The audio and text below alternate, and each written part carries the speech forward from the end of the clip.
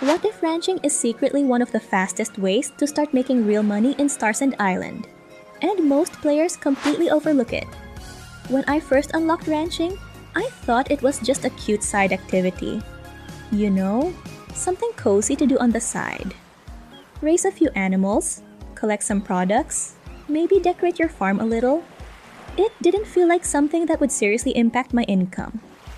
But after spending more than 100 hours with the game, I realized something surprising. Ranching can actually snowball your earnings much earlier than most players expect.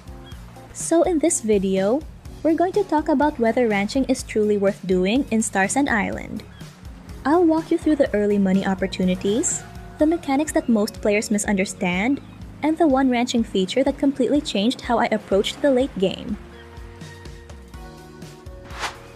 When you first begin the ranching profession, the only animals you can really work with are rabbits.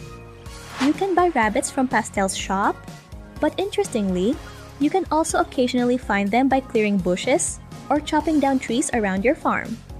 So even very early in the game, rabbits start showing up naturally as part of your farming routine.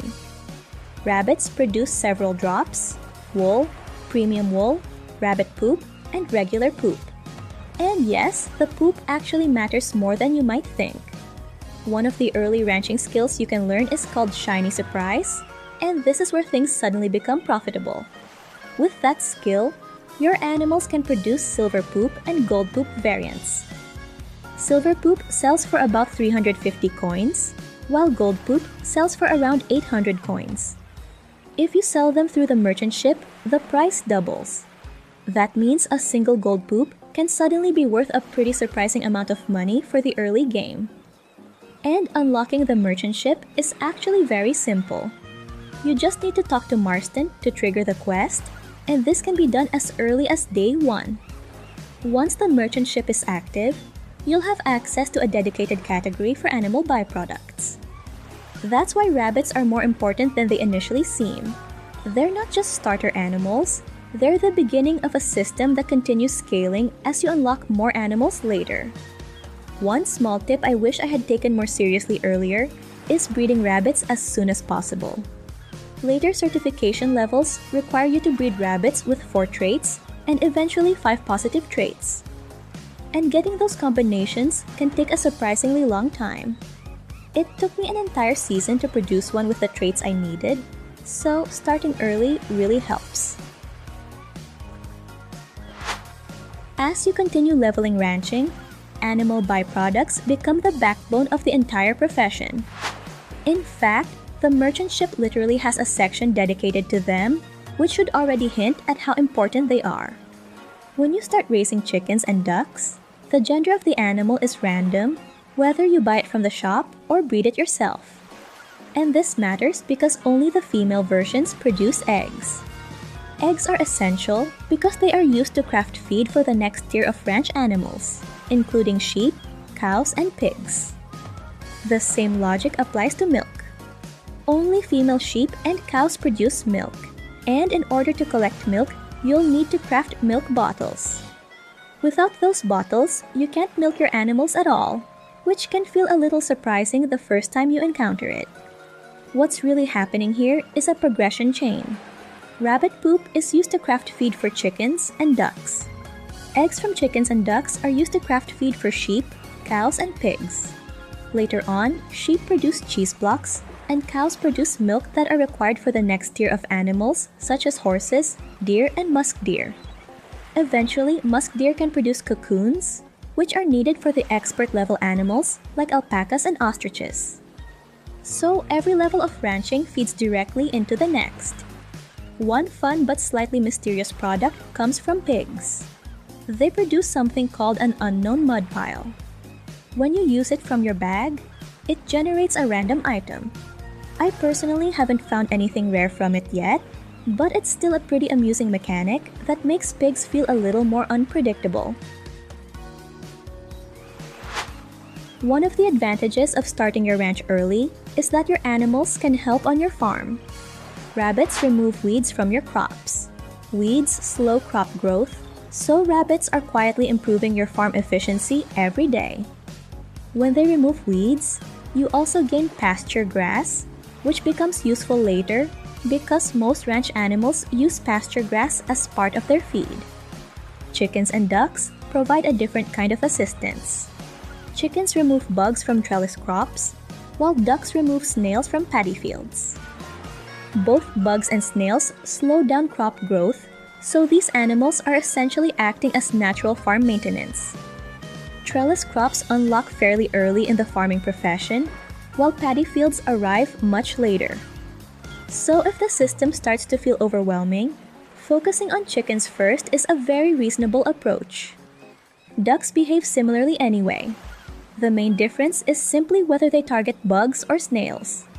But the assistance from ranching doesn't stop there. And this next feature is the one I really wish I had understood sooner. Beekeeping unlocks once you reach the intermediate level of the ranching profession. This happens around the same time that sheep and cows become available. And at first, beekeeping just sounds like another small ranching mechanic. But then you learn the skill called bee lessings. If you level this skill early, it can massively accelerate crop growth.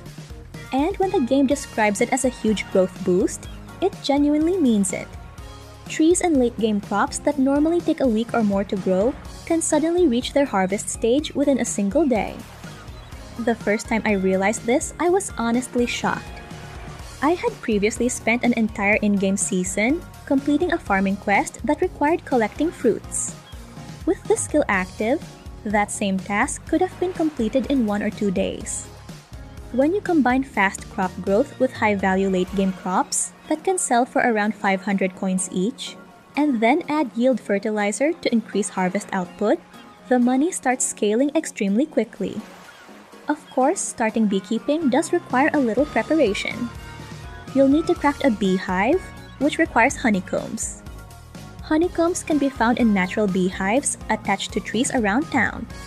The tricky part is that they are fairly uncommon, and they don't respawn as frequently as other forageables. Here are some of my hunting spots for beehives.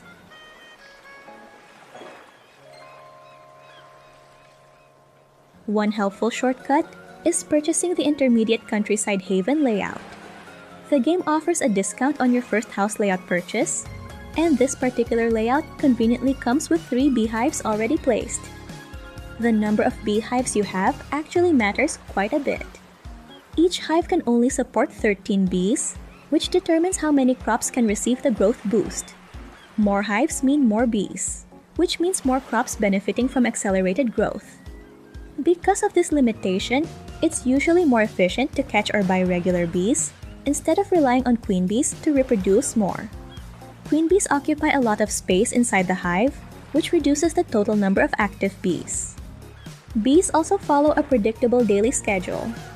They leave their hive to pollinate crops and return around noon and again around 6 p.m. This means crops benefiting from the boost often grow during those times.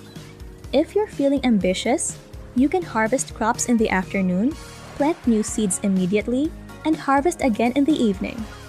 If that sounds like too much micromanagement, fruit trees or multi-harvest crops are a much more relaxed option. There's also a small quirk in the system right now, where out-of-season trees can sometimes grow fully anyway. So it's worth checking which fruits sell for the most at your current farming level. And if even one of these tips saves you a few in-game hours, consider subscribing. I make cozy, low-stress guides like this, so you can enjoy games like Starsand Island without feeling overwhelmed. As your ranch expands, daily chores start adding up quickly. Feeding animals, collecting products, cleaning barns, it can easily take up a big portion of your in-game day. That's where automation comes in. As you progress through ranching levels, you'll eventually unlock blueprints for machines like the cleaning pod, the poultry egg station, the feeding trough, the auto milker, and the auto shearer. When you unlock them, it's absolutely worth crafting them as soon as you can. By that stage of the game, the materials required are fairly easy to gather, and the time saved every day adds up quickly. Just keep in mind that each machine only covers a certain range, so larger ranch setups will require multiple machines. But once everything is automated, your daily ranch routine becomes dramatically shorter, which gives you more freedom to explore, decorate, or simply enjoy the parts of the game you love the most. There's also one more fun feature tied to ranching. Some of the larger ranch animals can actually become mounts. When they reach adulthood and their happiness level reaches at least 150, you'll be able to ride them around the island. Certain animals even have special color variations with unique abilities when mounted. For example, the cloud sheep can perform a twirling movement, while the pyrox mount can destroy bushes as you ride through them. Unfortunately, it doesn't work on crops, which I honestly wish it did. The abilities aren't necessarily game-changing, but they're charming. And sometimes that's exactly what makes these systems memorable. So if you're wondering whether ranching is worth the effort in Starsand Island, here's the big picture. Rabbits can generate early money through valuable poop drops. Animal byproducts gradually unlock the next tiers of animals and feed systems. Beekeeping can dramatically speed up crop growth and create powerful late-game farming profits. And automation eventually saves hours of daily chores. Individually, these systems might seem small, but together, they turn ranching into one of the most powerful long-term progression paths in the game. A lot of Starsand Island systems start making sense only after you see how they connect together. And in the next video, I'm sharing the simple tips I wish I knew on day 1 after more than 50 hours of playing.